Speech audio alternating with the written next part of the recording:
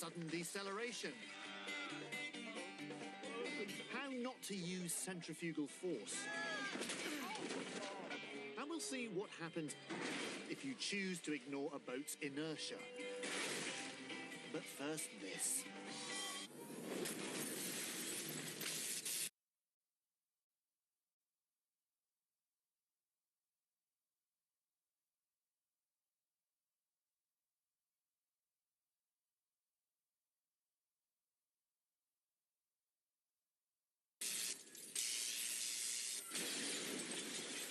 When I first started my BMX grinding, I thought it would be a wonderful way to meet people, and it was. Unfortunately, they were all doctors, and here's a clue as to why.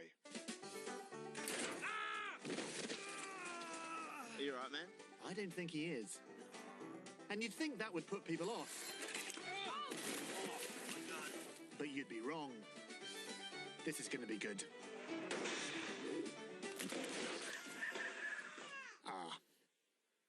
As you can see, this sport isn't exactly risk-free. And aside from the very obvious necessity for a sturdy helmet and a decent set of pads, the difference between success and agony comes down to the science. First, our biker builds momentum and hops onto the rail. He then ensures his centre of mass is directly above his base of support at the peg to maintain balance. The lower the coefficient of friction between the bike and the rail, the smoother and faster he'll grind. Got that? Get your balance right, don't lean too far one way or the other, make sure nothing interrupts your slide, and get off while you still can. Knowing all that, the following examples should all be pain-free. I think we all know they won't be. This guy's mounted the rail okay, but he leaned too far back over his base of support, and gravity did the rest. Yeah, I'd rub it a little bit more if I were you. He's got perfect balance on the first rail. Just not the second rail. Luckily, someone's put a safety pole in there to protect him from the soft sand. Seriously, is it worth it? This guy thinks it is. Or did. The angle of the stairs means he's too far forward and his centre of mass has moved outside of his base of support. And yes, don't worry, his bike was absolutely fine. Seriously, people, helmets, give them a go. Now, if you can get your balance right, you need to concentrate on minimising friction for a smooth grind and avoiding obstacles, bringing your grind to an abrupt halt. A steeper slope should help overcome friction. Until his wheel got stuck in the rail and the bike's momentum is suddenly lost. Unlike his. But if you do insist on crashing, at least try and protect the bits that count. Both of them.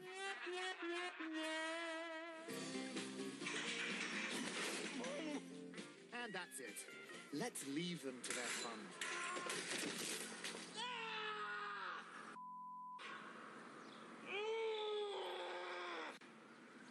Why? I've no idea, but at least you know how.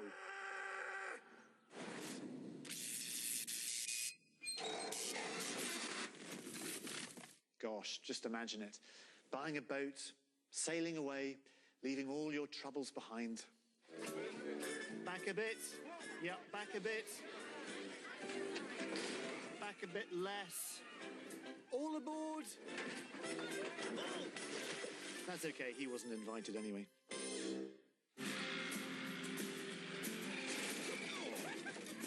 Nice parking. I mean sinking. Ah, yes. You see, that's the problem with boats. Their inertia makes stopping really hard. And this is why.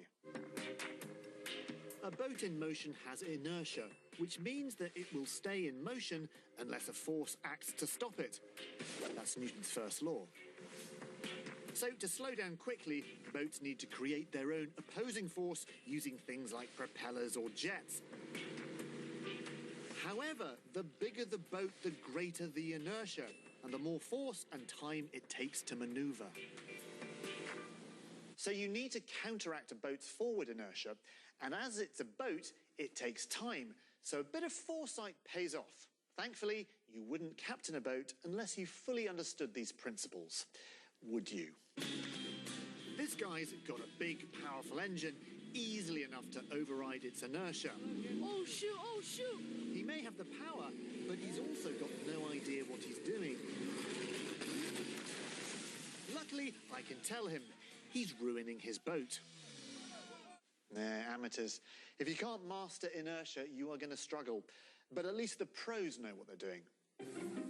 And just as well, as this boat comes in at just over 7,500 tons.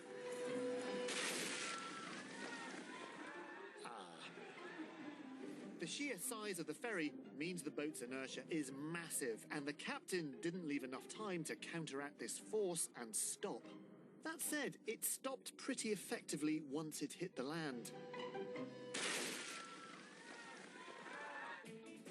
Of course, it's always easier when you're going forwards, but it does depend who's driving. In the battle between boats and walls, walls tend to have the edge. Okay, so boats hitting land, bad. How about boats leaving land? Wow, the bigger the boat, the more impressive the launch. And the water displacement. Run. Run. Seriously, run. That proves it. Water and boats just don't mix.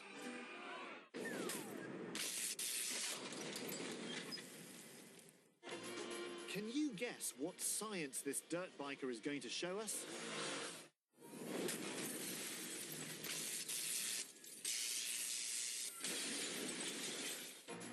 A dirt biker about to make a jump.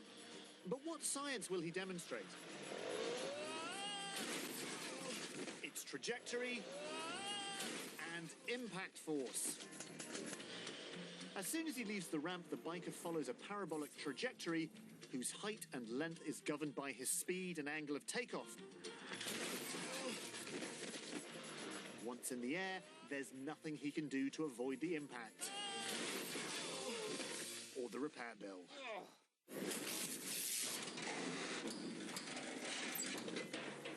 To you and me, a balloon is just a harmless, colourful party decoration. But to some, it has the potential to become a weapon of mass expansion. Ah, sweet. I mean painful. Call an ambulance. Seriously, am I the only one who thinks this is a bad idea? Dad, how exactly did you think that was going to end? Balloons come in a variety of shapes, sizes, colours and materials, but they usually only pop in one of two ways, as the following science will explain. A sharp object pushed against the surface of a balloon applies high pressure at the point. This deforms the balloon's surface until its tensile strength is exceeded in a small area.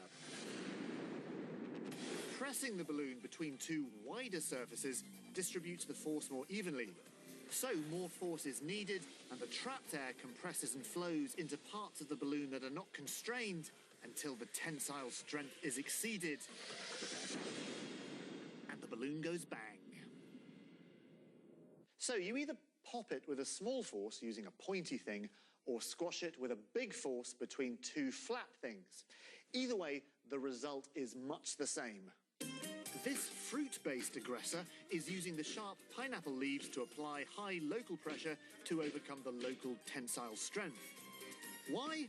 Because melons aren't sharp enough. And when it comes to popping balloons, size doesn't matter.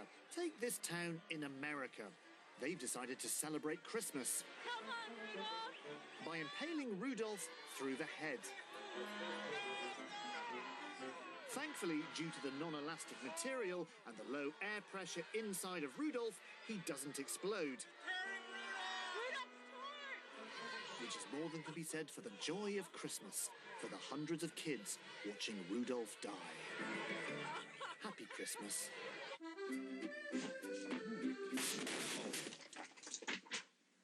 Great. It's a very broad definition of great. He's put the air inside under so much pressure that he's exceeded the tensile strength of the balloon. You know, there are things called airbeds. How about a running jump? Well, the balloon's fine, unlike the car.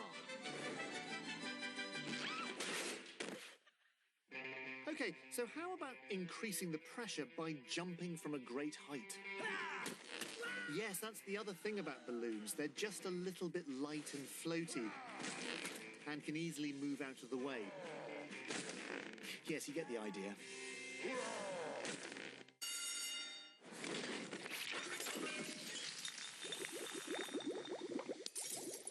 Okay, right, pens down, pay attention, everybody. It's time for today's science lesson. We'll be looking at a force we all know, recognise and experience on a daily basis, but one which might not even exist. Here's a few hints to help you work out what it is or isn't. A rope swing wedgie. A yo-yo master. And an eye-watering insurance claim. I got that on video. That's funny, because so did we. I assume you've worked it out. We're going to be examining centrifugal force, the force that pushes an object to the outside of a corner during a turn. Or does it? Bring on the science. As he swings a bottle, it's subjected to centripetal force, an inward pulling force that makes an object follow a curved path.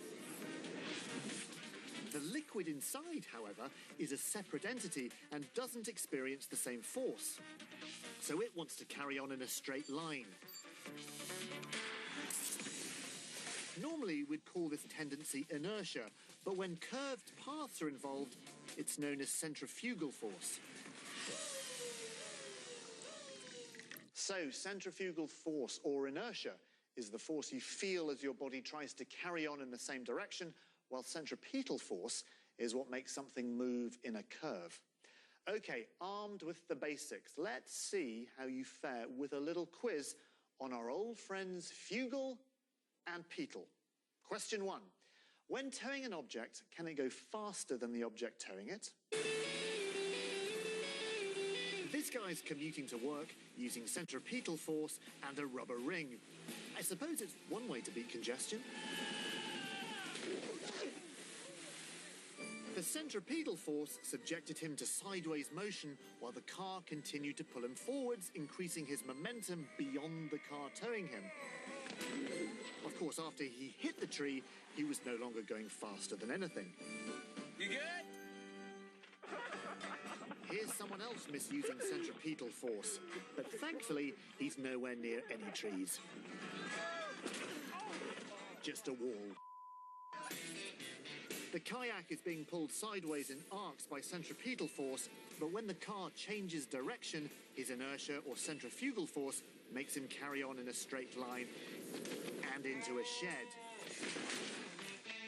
I could be wrong, but I don't think that's seaworthy anymore. Question 2. What happens if you suddenly lose centripetal force? Centripetal force is keeping him swinging in an arc. And a lack of foresight has hit him in the groin and face. When he releases his grip on the swing, he instantly loses centripetal force, and his inertia makes him fly off in a straight line. Luckily, the fence cushioned his landing. This guy's got a good grip of the swing, preventing inertia from throwing him forwards. He just didn't realise inertia works both ways. Final question. What's the main advantage of understanding how centripetal and centrifugal forces work? That's right, so you can master topless yo-yoing. Maintaining the perfect arc on a yo-yo is all about centripetal force, as it's the inward pulling force that makes it follow the curved path. Of course, if you can't master length, you're in trouble. And if you know they can't master length, I'd get out of the room. At no point during the Wright brothers' inaugural flight did either sibling leap out of the cockpit. And that's because they weren't stupid. Because remember, it's not the falling that'll hurt you, it's the landing. From down here, skydiving always looks so graceful. Until they hit the ground. What? I mean, the idea is who can hit the most flags, isn't it? Parachutes are designed to help you glide safely to the ground. So I don't see why landing should be so hard. Let's consult the science. On landing, a skydiver exerts a force onto the ground, which simultaneously exerts an equal and opposite reaction force back on him. This is Newton's third law. But landing also involves Newton's second law. The faster the deceleration, the bigger the impact force. So a skilled parachutist should land on both feet with bent legs, which can help absorb almost 20% of the impact force. Basically, you will eventually land. The only thing you control is where and how hard. This guy's on course for the perfect landing. Until he decides to use a tree to stop his momentum. I'm fairly certain even bending his legs wouldn't have helped there. Well, at least the crowd appreciated it. Well done, sir. So, hitting the land hard, not a good idea. But can you use lovely soft water to cushion the blow?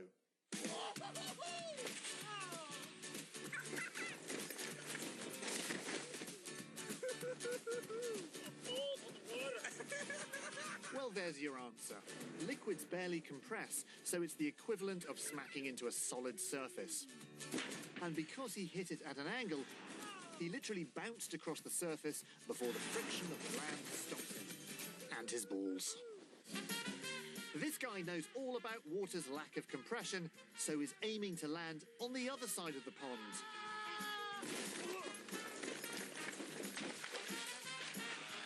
No, the other side. And did he bend his legs to absorb 20% of the impact? I broke my leg. Oh, that's sort of bent then. So the only way to be certain of avoiding a crash landing is not landing. But then that has its own problems. Help? Anyone? Anyone there? Not to worry, all of our skydivers were okay. Eventually.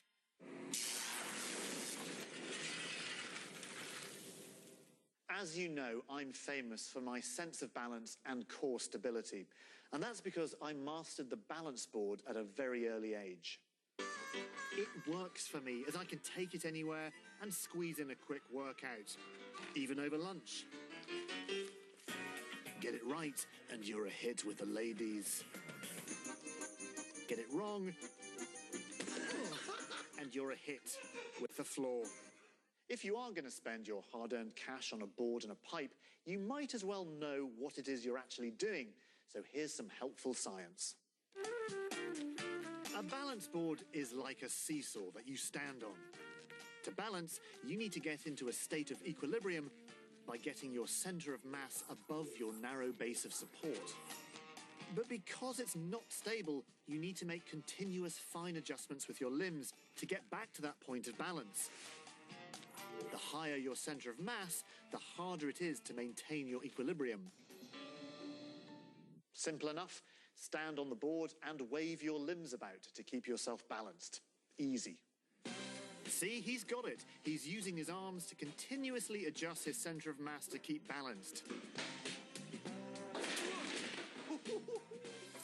That is, until he leant too far over, taking his center of mass outside of his base of support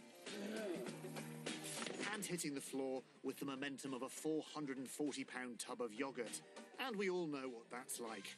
Delicious. Right, good wide stance, lots of arm balance.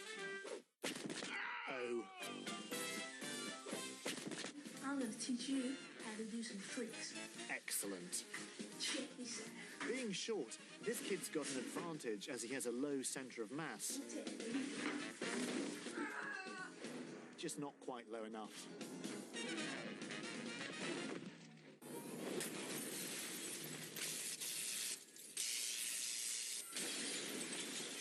And that's it. That's all the scientific misunderstanding I can stomach for one sitting. Please do not attempt any of the utter foolishness you've just seen, as you'll probably end up in hospital and miss the next episode of The Science of Stupid.